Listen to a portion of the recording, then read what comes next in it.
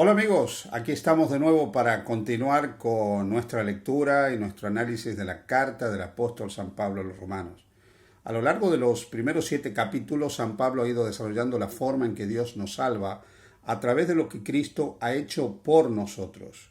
El capítulo 7 presenta una realidad, que todos tenemos una naturaleza caída, pero a pesar de esa naturaleza caída que nos lleva de una forma u otra a vivir fuera del marco de la voluntad de Dios, existe una salida para nosotros.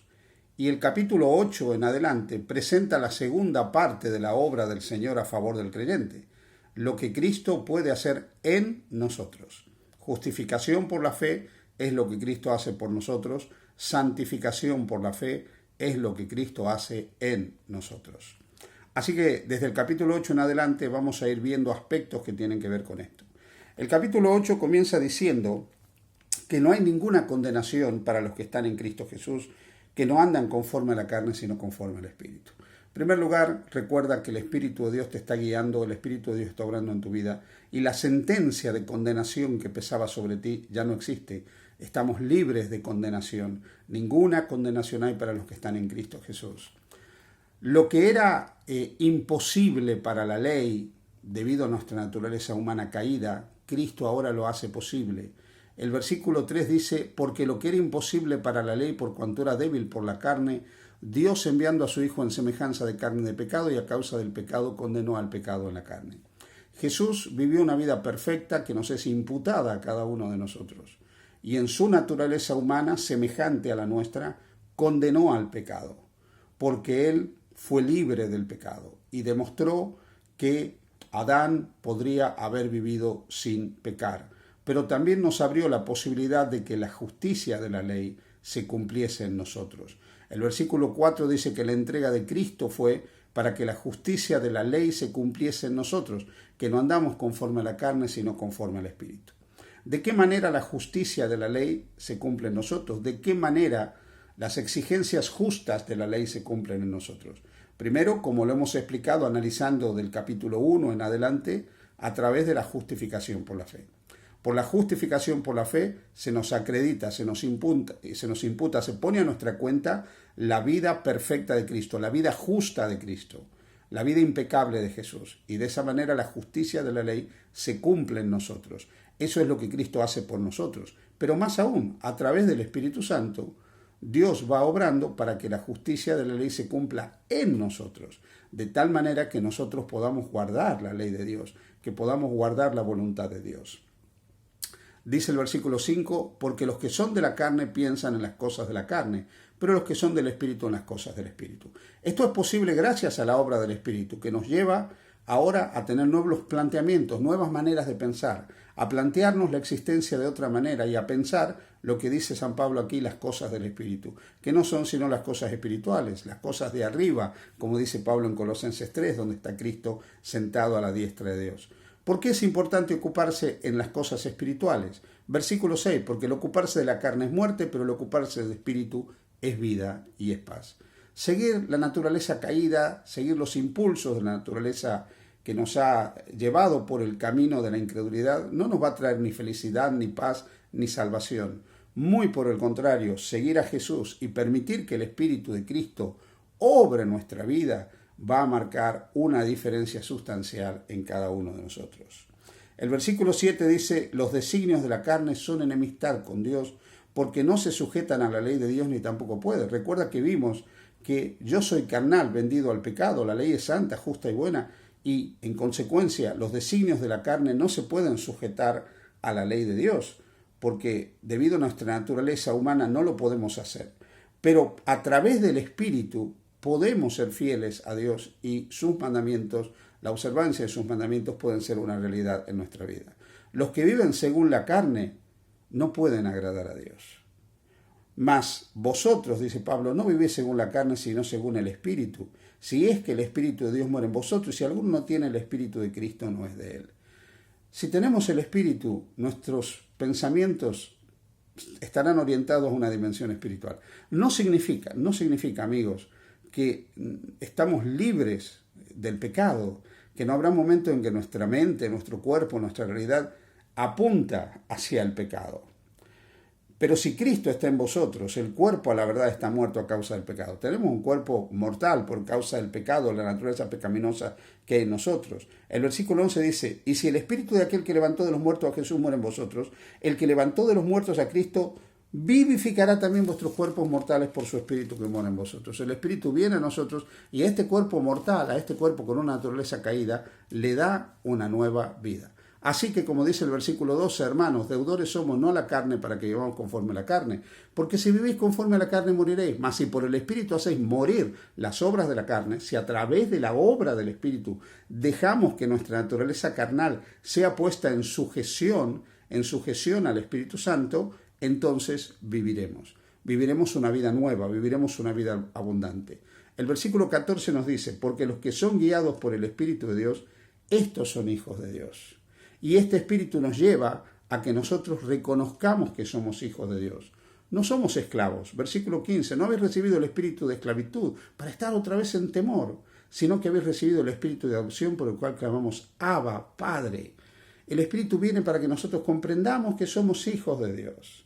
Y como hijos de Dios no tenemos que obedecer por miedo al castigo de Dios. La obediencia será el resultado natural de haber recibido del Padre el regalo del Espíritu Santo en nuestra vida. Y esto nos lleva a recordar que si somos hijos, versículo 17, somos herederos de Dios y coherederos con Cristo. A pesar de las dificultades, a pesar de las tendencias, a pesar de nuestros fracasos, a pesar de nuestras caídas, nunca debemos olvidar que somos hijos de Dios. Vivimos en un mundo marcado por el pecado y San Pablo desde el versículo 18 hasta el versículo 25 habla de esta triste realidad del pecado que marca este mundo. Dice que vivimos un tiempo presente que no es comparable con lo que va a venir en el futuro, que la creación, ¿sí?, aguarda la manifestación gloriosa de los hijos de Dios, que esta creación, versículo 20, ha sido sujeta a vanidad por causa de que la sujetó en esperanza, pero la creación también será librada a la gloriosa libertad de los hijos de Dios, y que la creación, dice el versículo 22, gime, estando con dolores de parto, igual que nosotros, versículo 22, esperando la adopción, la redención de nuestro cuerpo. Este mundo, hermanos, cambiará también. Cuando Cristo venga y este cuerpo nuestro sea transformado, glorificado, Cristo también hará un cielo nuevo y una tierra nueva. Y esta creación que nos es adversa, este mundo que nos es adverso muchas veces, volverá a ser lo que era originalmente el plan y el proyecto de Dios. Mientras vivimos por este mundo, oramos y pedimos a Dios que nos ayude, que nos dé fortaleza para avanzar, para resistir las tentaciones, para hacer la voluntad de Dios, para soportar las pruebas y aflicciones de este lado de la eternidad. Y ahí el Espíritu Santo, que es el que obra en nosotros para que sepamos cómo pedir, versículo 26. Y de igual manera el Espíritu nos ayuda en nuestras debilidades, pues qué hemos de pedir como conviene no lo sabemos, pero el Espíritu mismo intercede por nosotros con gemidos indecibles. El Espíritu está intercediendo en nosotros, así como Cristo intercede en el santuario por nosotros, el Espíritu intercede en nosotros para que sepamos cómo pedir, cómo dirigirnos a Dios, cómo llegar a Dios, cómo plantearle nuestras necesidades, cómo orar. Y Él escudriña nuestros corazones, versículo 27, y nos ayuda a saber cuál es el mejor camino. Mas el que escudriña los corazones sabe cuál es la intención del Espíritu, porque conforme a la voluntad de Dios intercede por nosotros. ¿Os dais cuenta? El Espíritu de Dios está obrando en cada uno de nosotros y nos lleva incluso a orar de manera adecuada.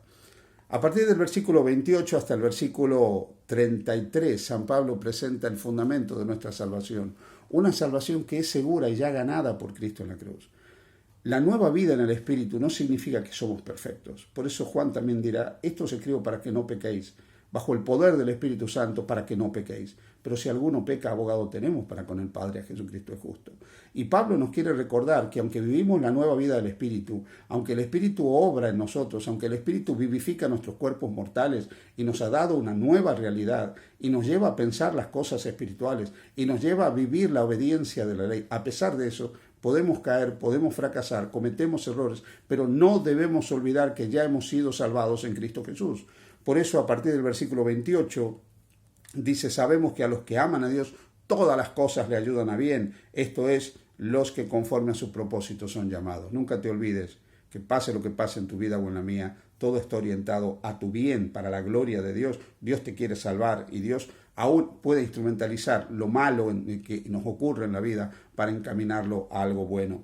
Porque a los que antes conoció los predestinó para que fuesen hechos conforme a la imagen de su Hijo, para que Él sea el primogénito entre muchos hermanos, y a los que predestinó a estos también llamó, y a los que llamó a estos también justificó, y a los que justificó a estos también glorificó. O sea, al haber aceptado a Cristo estamos ya salvados. Dios siempre tuvo un propósito de salvación. Nos conoció desde toda la eternidad, nos predestinó a salvarnos, a ser semejantes a su Hijo, a formar parte de su familia, nos llamó y nos justificó y nos glorificó. En Cristo nuestra salvación está completa. Ya estamos elegidos, estamos llamados, estamos justificados, estamos glorificados. Nuestra salvación es cierta y podemos caminar con Dios sabiendo que somos salvos en Cristo Jesús. Y cuando cometemos un error, cuando caemos, nos levantamos, aceptamos nuevamente el amor del Padre y seguimos avanzando pidiendo que el Espíritu Santo obre en nuestra vida. Por eso, ¿qué pues diremos a esto? Dice el versículo 31. Si Dios es por nosotros, ¿quién contra nosotros? El que no escatimó, no nos negó ni a su propio Hijo, sino que lo entregó por todos nosotros, ¿cómo no nos dará también con Él todas las cosas? ¿Cuán grande es el amor de Dios? Nos regaló a Jesús para mostrarnos su amor y salvarnos. ¿Quién puede entonces acusar a los escogidos de Dios si Dios nos ha justificado? ¿Quién nos puede condenar si Cristo, y ahora fíjate, Pablo presenta los 4 pilares de la salvación del creyente? Cristo es el que murió, primer pilar, primera columna de tu salvación. Más aún el que también resucitó, segunda columna de tu salvación. ¿Sí? El que también está a la diestra de Dios, tercera columna de tu salvación. Y la cuarta, el que también intercede por nosotros. Su muerte, su resurrección, su ascensión, su intercesión, todo eso son los fundamentos de nuestra salvación. No lo que yo soy, no lo que yo logro, no lo que pasa en mi vida, sino Cristo y lo que Él ha logrado por cada uno de nosotros son los pilares, los fundamentos de nuestra salvación. Mientras estemos creyendo, mientras estemos aferrados a Jesús, podremos ser imperfectos, podremos flaquear, podremos caer, pero si miramos constantemente a Jesús, nos levantamos, avanzamos, puestos los ojos en Jesús, el autor y consumador de la fe, seguiremos viviendo, creciendo en el Espíritu.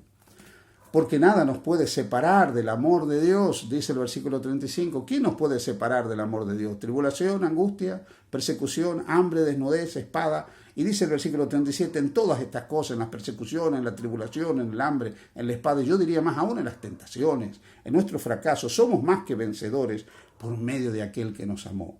Y termina diciendo Pablo, por lo cual estoy seguro de que ni la muerte, ni la vida, ni ángeles, ni principados, ni potestades, o sea, todas las fuerzas del mal, ¿sí? Ni lo presente, todo lo que ocurre en el presente, nuestras luchas, nuestras tentaciones, nuestros errores, nuestros fracasos, o lo que venga en lo porvenir, ni lo que hay arriba, ni lo profundo, ni ninguna otra cosa creada, nada que existe en este mundo, espiritual, material, nada que existe en este mundo, nos podrá separar del amor de Dios que es en Cristo Jesús. Querido amigo, querida amiga, vive tu vida cristiana en paz. Nada te puede separar del amor de Dios. Y deja que Cristo obre en tu vida. Dejemos que Cristo obre en nuestra vida a través del poder de su Espíritu para que la justicia de la ley se cumpla en nosotros y podamos andar conforme al Espíritu y no conforme a la carne, siendo renovados cada día por la presencia de Jesús en nosotros. Que Dios te bendiga. Feliz día junto a Jesús.